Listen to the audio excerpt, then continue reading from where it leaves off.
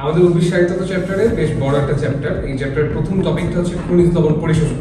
খনিজ লবণ পরিশোষণের মধ্যে আমাদের অনেকগুলো মতবাদ আছে। তো স্টুডেন্টদের যেটা হয় যে তো অনেকগুলো মতবাদ ওরা সাজায় পড়তে পারে না, তার জন্য আমরা আজকে ছোট্ট একটা ভিডিও। আমাদের খনিজ লবণ পরিশোষণের জন্য মতবাদ যেগুলো আছে মেইনলি আমরা দুইটা ভাগে ভাগ করছে বইতে। একটা তো বলেছে হচ্ছে কার্বন ডাই অক্সাইড এক্সচেঞ্জ মতবাদ, কার্বন ডাই অক্সাইড এক্সচেঞ্জ মতবাদ। আচ্ছা, সেকেন্ড যে মতবাদটা বলা হয়েছে সেটা হচ্ছে কি তোমার কন্টাক্ট এক্সচেঞ্জ মতবাদ। তাহলে ভাই দুইটা মতবাদ আছে মেইনলি, একটা হচ্ছে কার্বন ডাই অক্সাইড এক্সচেঞ্জ মতবাদ আর একটা হচ্ছে কন্টাক্ট এক্সচেঞ্জ মতবাদ। আমাদের কিন্তু জানতে হবে যে এই এক্সচেঞ্জটা আসলে কি বোঝায় কিংবা এই মতবাদটা আসলে কি জিনিস। দেখো, ধরো আমাদের যে কোনো একটা উদ্ভিদের মূল তো তোমরা চেনো, এই ধরো একটা উদ্ভিদের মূল।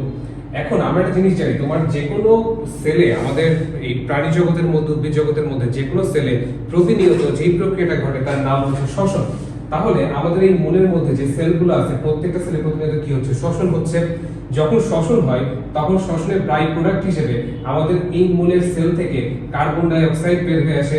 আমাদের এই মূলের আশেপাশে থাকবে হচ্ছে পানি, যেহেতু এটা মাটির নিচে আছে, তাহলে কার্বন ডাই অক্সাইড পানির সাথে বিক্রিয়া করবে। যখনই কার্বন ডাই অক্সাইড পানির সাথে বিক্রিয়া করে তখন কার্বনিক এনহাইড্রেজ এনজাইমটা কাজ করে। কি enzyme? Carbonic anhydrase enzyme. Carbonic anhydrase এনজাইমের প্রভাবে এখানে তোমার কার্বনিক অ্যাসিড উৎপন্ন হবে। তুমি দেখবা কার্বনিক অ্যাসিড যখন উৎপন্ন হয়, কার্বনিক অ্যাসিড আসলে দুই ভাগে ভাগ হয়ে যায়। সে তোমার একদিকে H+ তৈরি করে আর একদিকে হচ্ছে বাইকার্বনেট তৈরি করে। এইবার তাহলে আসো তো, আমাদের এই মূলের চারপাশে কোন আয়নটা বেশি থাকবে? অবশ্যই H+ বেশি থাকবে, অবশ্যই ভাইয়া বাইকার্বনেট আয়ন বেশি থাকবে। তাহলে আমরা বুঝতে পারলাম মূলের চারপাশে H+ আর বাইকার্বনেট বেশি। এখন মূলের থেকে একটু দূরে ধরো, H+ তো এখানে আছে, ধরো এখানে তোমার হচ্ছে সোডিয়াম প্লাস আছে, ধরো হচ্ছে এইখানে তোমার ক্লোরাইড মাইনাস আয়ন আছে। তো ওদের মধ্যে একটা এক্সচেঞ্জ ঘটে, অর্থাৎ H+ বলে ভাই আমি তো এখানে বেশি আছি, তাহলে আমি একটু দূরে চলে যাব। সোডিয়াম বলে তাহলে আমি একটু এখানে চলে আসবো। বাইকার্বনেট বলে আমি এখানে চলে যাব। ক্লোরাইড বলে এখানে চলে আসবো। ধরো তুমি হচ্ছে ফুটবল খেলতে নামছো, ফুটবলে তুমি একজন স্ট্রাইকারকে মাঠের থেকে নামাই নিয়ে আসতেছো যে না তোমার এখন খেলার দরকার নাই, তুমি তার পরিবর্তে একজন স্ট্রাইকারই তো পাঠাবা, ডিফেন্ডার তো পাঠাবা না। সো একটা যখন ক্যাটায়ন বাইরে চলে আসবে আরেকটা ক্যাটায়ন মূলের কাছে চলে যাবে। যখন একটা বাইকার্বনেট আয়ন মানে তোমার একটা অ্যানায়ন বাইরে চলে আসবে তখন ক্লোরাইডটা ভিতরের দিকে চলে যাবে। এই মতবাদটাকে আমরা বলি হচ্ছে কার্বন ডাই অক্সাইড এক্সচেঞ্জ মতবাদ। আচ্ছা, তাহলে ভাই কন্টাক্ট এক্সচেঞ্জ মতবাদটা কি জিনিস? মনে রাখবা কার্বন ডাই অক্সাইড এক্সচেঞ্জ মতবাদের উপরে জাস্ট দুইটা কথা এক্সট্রা পড়বে। কি কি কথা ভাইয়া? দুইটা কথা এক্সট্রা পড়বে। প্রথম কথা হচ্ছে যে এই আয়নগুলো যখন নিজ নিজ অবস্থানে থাকবে তখন তারা প্রত্যেকে নিজ নিজ অবস্থানে কম্পিত হতে থাকবে। কন্টাক্ট এক্সচেঞ্জ মতবাদের মধ্যে প্রথম কথা হচ্ছে কম্পিত হতে থাকবে। আয়নগুলো নিজ নিজ অবস্থানে কম্পিত হতে থাকবে, তারা স্টেবল থাকবে না। আচ্ছা, সেকেন্ড কথা হচ্ছে ভাইয়া যেই মুহূর্তে H+ এখানে চলে আসবে ঠিক সেই মুহূর্তেই আমার সোডিয়াম প্লাস যখন আমাদের শিফটিংটা হবে তখন H+ যখন এখানে আসবে ঠিক সেই মুহূর্তে সোডিয়াম প্লাস এখানে চলে যাবে। অর্থাৎ যখন শিফটিংটা হবে, ধরলাম তোমার একজনের হাতে আছে নীল মার্কার আর একজনের হাতে কালো মার্কার, এক্স্যাক্টলি একই টাইমে দুটো শিফটিং হয়ে যাবে। এই ধরনের ঘটনাকে আমরা বলবো যে যুগপতভাবে ঘটবে। তাহলে ভাই কন্টাক্ট এক্সচেঞ্জ মতবাদের মধ্যে দুইটা কথা এক্সট্রা বলা হয়েছে, একটা হচ্ছে তোমার কম্পিত হতে থাকবে আয়নগুলো নিজ নিজ অবস্থানে, আর একটা যুগপতভাবে ঘটবে। এইটা পড়লে তোমাদের এই দুইটা মতবাদ মোটামুটি ক্লিয়ার।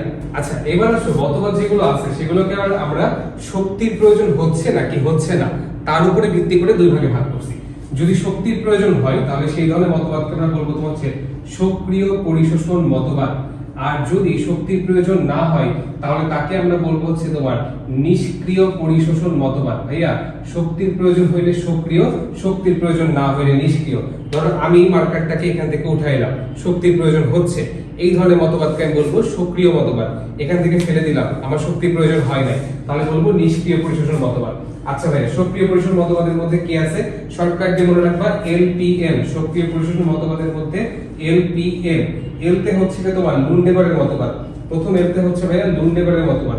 এই লুন্ডেবারের যে মতবাদটা আছে এটা একটা বড় মতবাদ এবং দেখা যায় প্রত্যেক বছর বোর্ডে কোনো না কোনো বোর্ডে, আগে তো তোমাদের অভিন্ন প্রশ্নের পরীক্ষা হতো না, তখন যে কোনো একটা বোর্ডে লুন্ডেবারের মতবাদটা চলে আসতো। এই বছর যদি আসতেও পারে, এটা হইতে পারে।